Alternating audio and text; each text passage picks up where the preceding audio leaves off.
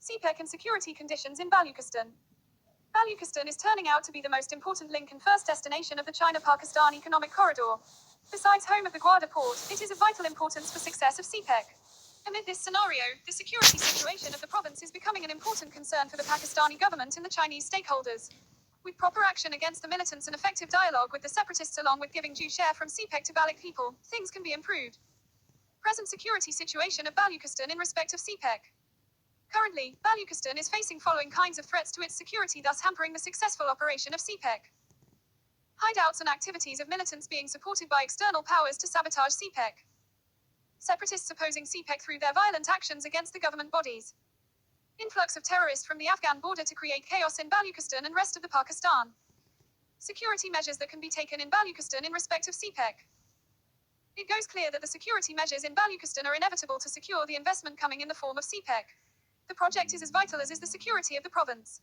Amid efforts of external powers like India to sabotage CPEC, following security measures can be taken. Military action against the foreign militants using the land of Balochistan for their activities against CPEC by damaging the peace in the province. Dialogue with the separatists of Balochistan should be started instead of dealing with the military actions. This will enable them to find a proper vent for the grievances. Besides dialogue, they must be given proper chance to surrender and must be rehabilitated later through mainstreaming. Strict diplomatic actions should be taken against the countries interfering in Balochistan to hamper CPEC. There is need to make the Baloch people aware of their share in the CPEC along with giving them that share. If provided education, given jobs and facilities to the coming generations, Balochistan's security can be improved, thus making CPEC successful. Conclusion. CPEC is the important project which is not possible without improved security condition in Balochistan. Proper action against militants and dialogue with the separatists can help in improving the security situation of the province, thus making CPEC to come into successful practice. Further, effective formalization to bring the Baloch people into mainstream can greatly help in this regard. If ensured about their share in prosperity and development, they will truly revert towards nationalism rather than provincialism. US-Russia relations in context of ISIS and its impact on the security situation of Middle East. In context of ISIS, the US-Russia relations can be seen as in their random oscillation between cooperation and conflict. Initially, when Russia started airstrikes in Syria, following the US entry, the cooperation was sought in fight against ISIS. Later, both the power began the separate efforts against ISIS in the Middle East, thus finally parting their ways. Currently, US has almost been knocked out by the Russian presence in the Middle East under the pretext of fight against ISIS. US-Russian presence in the Middle East. Following the rise of Islamic State of Iraq and Syria, the major powers like US sought another pretext to mark its military presence in the Middle East. This began from Syria and ended in Iraq. Fearing the rising control of ISIS in Syria, United States led a coalition of European states to start airstrikes. But that was not only the aim behind this intervention. Another goal was to topple Syrian government led by President Assad. Seeing this scenario, Russia jumped into Syria at the request of Assad to cope the challenge to its favorite government. Russia also came under the pretext of fighting against the ISIS. This entire development made the fight against ISIS as the center point of US-Russia relations. US-Russia relations in context of ISIS. The relations can be understood in three different phases.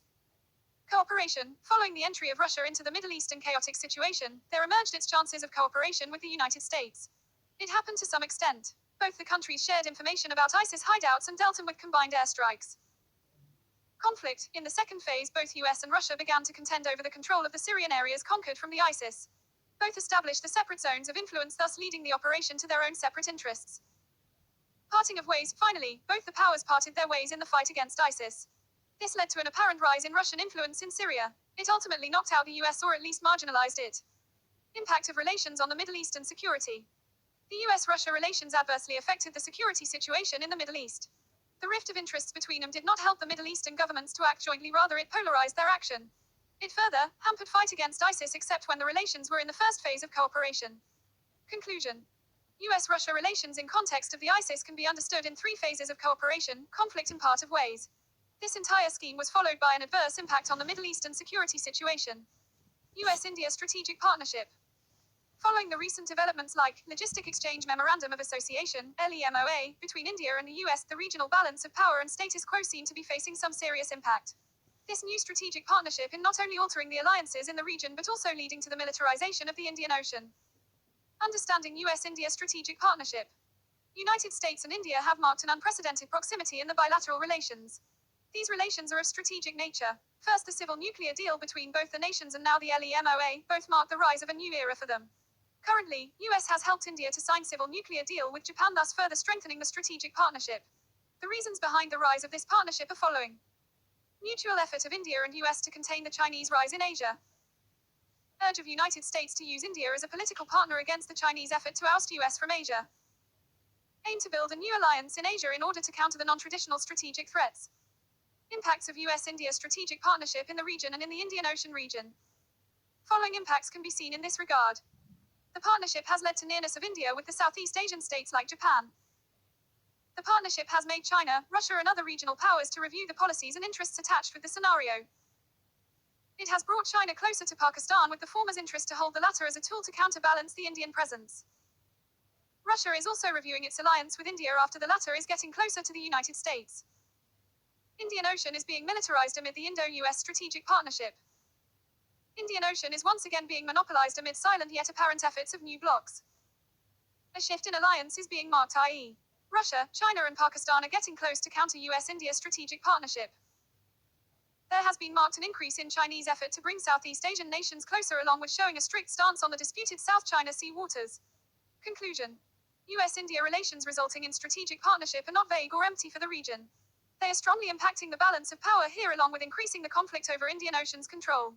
This unprecedented scenario is for sure the obvious yet indirect result of the strategic partnership between US and India who see themselves as one against the Chinese rise. Crisis of good governance in Pakistan.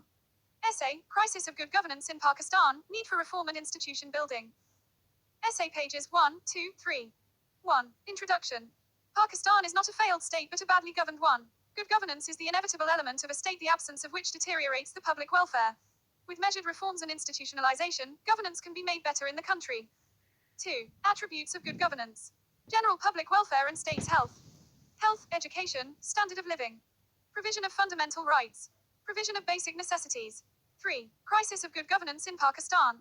Sectors badly governed in Pakistan. Institutions badly governed in Pakistan. 4. Causes of good governance crisis. Personalization rather than institutionalization. Corruption and nepotism. Ineffective short-term policies. Wrongly set priorities. Weak accountability. Weak state governing institutions. Political instability. 5. Reforms and institution building. Strengthening the state institutions. Making the state institutions independent of undue influence. Effective implementation of laws.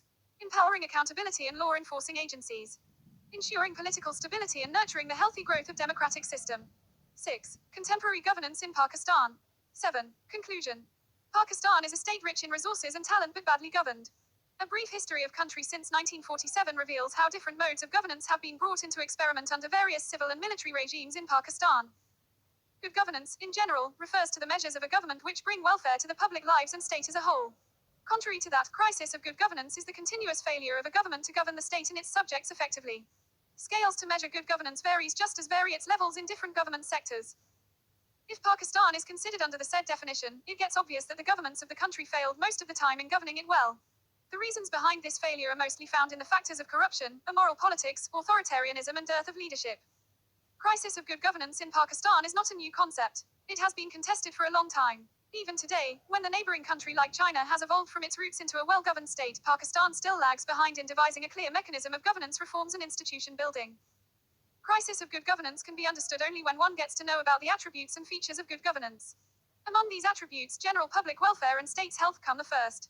Good governance is attributed with the welfare of the masses. If the people of a state are living a good life with all the fundamental rights and the basic necessities secured, it can be said that the state is well governed. Another part of this is health of state. It can be measured in economic, defense and political strength of a country. A state when healthy in its defense and politico-economic outlooks is usually well governed. Further, good governance brings an overall better standard of life. It can be said in a way that the attributes of good governance vary in the eyes of a common man. A ruler and a state is a political entity. Crisis of good governance is the name of a situation when all the attributes mentioned above are missing or replaced by the social and political abnormalities. These abnormalities can be in the form of agents which deteriorates the levels of good governance. Pakistan is in state of governance